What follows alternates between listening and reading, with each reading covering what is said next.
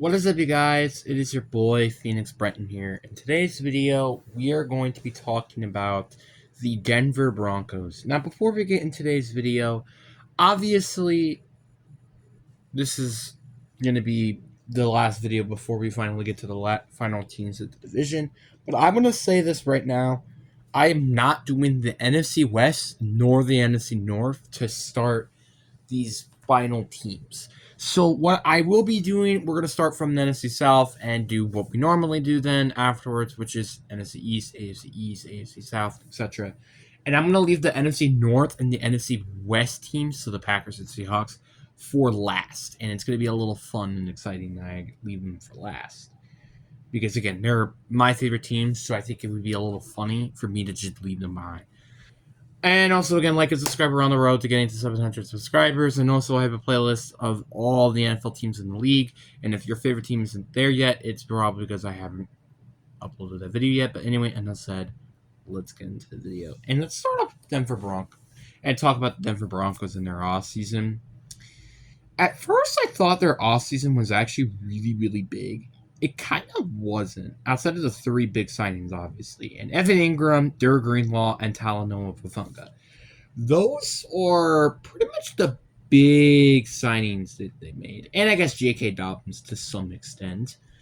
All those signings are very, very good signings, I think. And definitely, I think Talanoa Hufanga and Derek Greenlaw are going to significantly boost their defense, as well as Evan Ingram and J.K. Dobbins to fix their offense, which I will be honest isn't the best in terms of talent, and especially from last year, nonetheless. And the good thing is they didn't really lose anybody major. I mean, Zach Wilson, I guess, is to some extent a decent loss in terms of a backup quarterback situation. And I guess Zach Cunningham and Cody Barton, but like outside of that, they didn't really lose anybody during the offseason. That was completely major. Hell, they actually just barely lost anybody, really. I mean, to be honest, I think they maybe lost like 4, 5, 6, 7 players in the offseason, which isn't much. And not a lot of them are really good players, may I add. Like, when I say pretty much your biggest loss is either Cody Barton or Zach Wilson, that says something. So that kind of decides the point. And their depth chart is probably actually, why did I say probably? It is very solid. Like, Bo Nix, Jarrett Stidham, I think, is a very solid quarterback depth chart. I think people sleep on Jarrett Stidham a little bit, to be honest. The running back room is going to be very interesting. Obviously, Audrey Harvey, who they drafted, and then also J.K. Dobbins and Jalen McGlatton, all really kind of, I feel like, competing for the first running back spot, to be honest. The wide receiving core still has a lot to desire. Like, it's still a very open room, to be honest. Like, Cortland Sutton obviously is the hands down WR1 on this team. But instead, it's kind of just open to anybody. Like, Devon Jovihi, Marlon Mims, Troy Franklin, Pat Bryant, who I think they drafted, AJ Perry, who they traded. Like, it is so open. And that's my only concern with this team, maybe. Like, just in terms of looking at the offense, I think it's my only concern.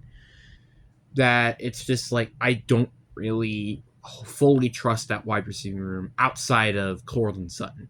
The tight end, Evan Ingram, which I just said, big addition, by the way. I think this is a massive addition, having Evan Ingram in this offense, because you saw what he can do when he has great quarterback play. He can play really, really well, and there's definitely great quarterback play in Denver, which is weird to say because usually they don't.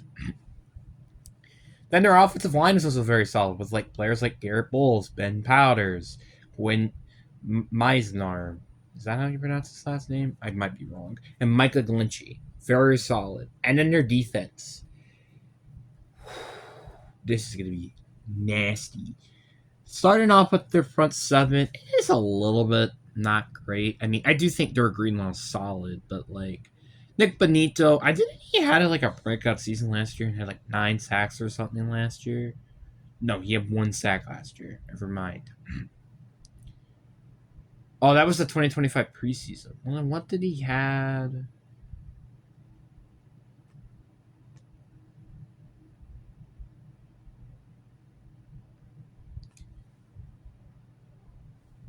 All right.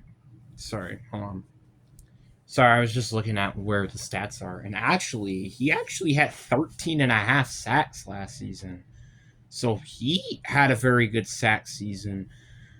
But I will be honest, their front three, in terms of their actual defensive linemen, ain't that great. I mean, Zach Allen is solid, 32 tackles, 8.5 sacks. That's actually pretty decent for D tackle numbers, if I would say so for myself. And then you have DJ Jones, which, eh, you know, I'm a little bit questionable with that guy, but you get what you get, I guess, and you don't know fit. And then they also had John Franklin Myers, who I think they signed it during the offseason. They also had Jonathan Cooper, who I think is also very solid. And then their secondary. This, even though it may have only like two great players, has some real competition to compete as the best secondary in the league. Pat Surtain's the second, Brandon Jones, Talanoa Funga, Riley Moss, and Jaquan McMillan, who I believe Riley Moss last year had a breakout season last year, which is, pretty good for him, if I'm going to be honest. As I am not looking at his news because I don't want to. Looking at his stats, let's see, he had one INT. I think he had 86 total tackles, which is very solid, and also a forced fumble. So, he did pretty solid, if you ask me. And also Jaquan McMillan, which I think he's a young player. But obviously, Will Lutz is maybe not the greatest kicker in the world, but that's besides the point. But overall, I think this is a very, very good team. Again, my concerns are most likely just the wide receiver position. If one of these guys can break out this season, like maybe Devondre Vivi, I think he could be one of those players that I would not be surprised if he maybe potentially broke out this year. He was an every now and then really decent player for the Broncos in some of his games last year. So he's a very solid player that maybe you should not scoff at entirely. So you're kind of hoping for one of those receivers to break out.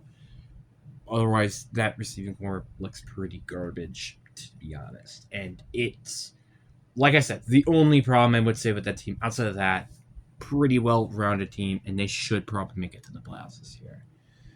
So now I'm looking at their schedule, and it's very solid.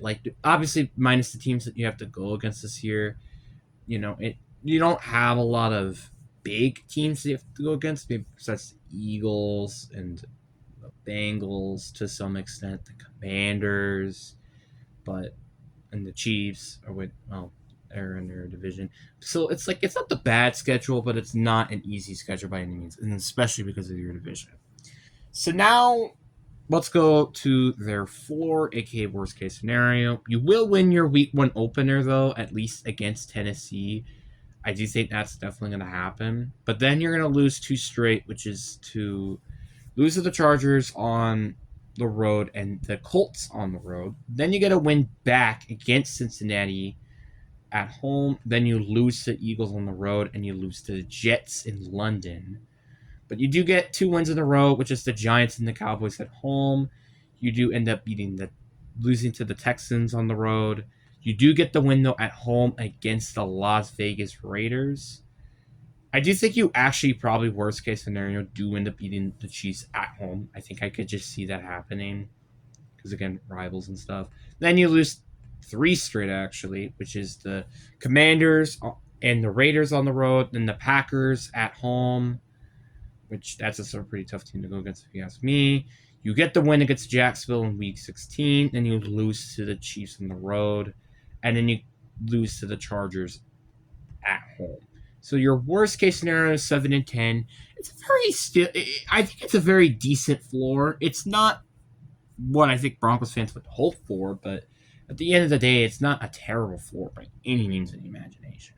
But now, obviously, let's get to the best case scenario, aka their ceiling. I do think they're going to get the win in week 1 against Tennessee. I think they're going to get the win on the road against the Indianapolis Colts. I do think that you still lose week 3 at home on the road against LA. Then you still get the win, obviously, at home against Cincinnati. I think you still lose still on the road against Philly. You get the win in London against the Jets. You get the win against the Giants and the Cowboys again. And then you get the win on the road against the Texans. You get the win at home against the Raiders and Chiefs again. Then I still think you lose to the Commanders, though, on the road. I think that's an easy one to predict. Then you get the win on the road against the Las Vegas Raiders. You get the win at home against the Green Bay Packers and also the Jaguars again. You still lose to the Chiefs still on the road, and then you get the win at home though against the LA Chargers. So your best case scenario, I have a 13-4. That is a very high ceiling, and I feel like for people like if I said 1 year ago, I think I right 1 year ago because I was very not high on this team last year, that I had their ceiling at 13-4. I would have probably thought like they must have had like they had to have like the best roster on planet Earth or something. I don't know, but I mean to be credit, they do kind of have one of the best rosters. It's just if they just had a better receiver, and I'm gonna be frank, just if. And heck, let's just look at the receiving market right now. Wide receiver free agents. Yeah, let's look. I'm honestly just genuinely curious to see who's still available in terms of the wide receiving position. Yes, wide receiving position. Okay, that's not great to look at. And that's restricted. All right. Wide receiver free agency. Wide receiver 2025 NFL free agents.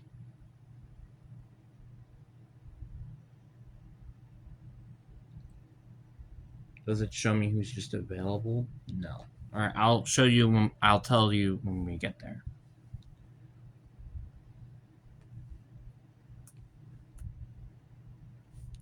Best available free agent wide receivers.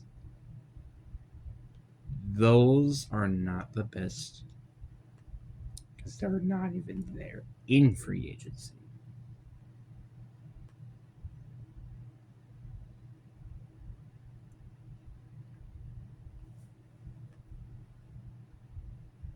I'm looking at wide receiver in particular.